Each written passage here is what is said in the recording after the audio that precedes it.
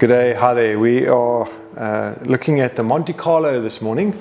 It's Andrew from LeatherworX, and as you can see, if you order a DIY kit from us, you'll get one of these step-by-step guides. And this video tutorial is to enhance the step-by-step guide for those people that don't like paper. So the bag is a single pocket. It's basically one main compartment with a couple of gussets and handles. It's actually a stunning little bag. We use quite a thick zip, using a number 10 zip on it. So with all our projects, I always say you always start building all the components together before you do the final assembly.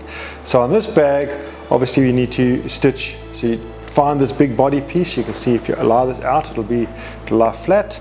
Find the body piece, find these 4 tabs, and let's stitch those tabs in place first. So you literally stitch around each one of them and get them in place.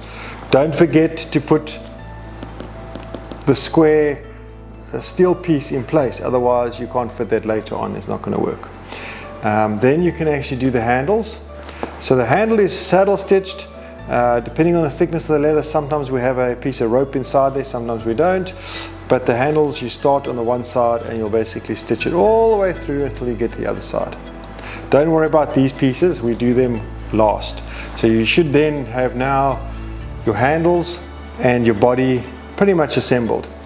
So then we have a zipper gusset. This bag only has one gusset, there's no bottom gusset. The bottom gusset is actually part of the bag.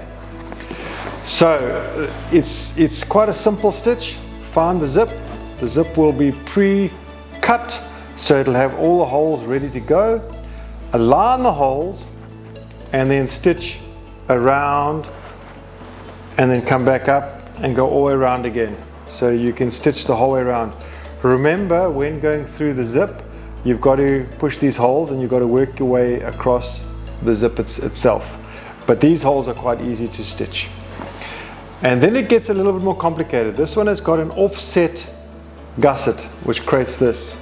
And it looks really weird when you look at the actual leather pieces. So what you need to do is you need to start by stitching the gusset onto this little tab. So the gusset onto the tab.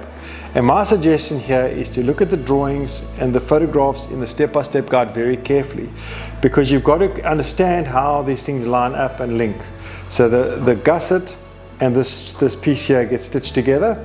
Stitch the whole way around this side and do that side as well. So do both sides onto the gusset.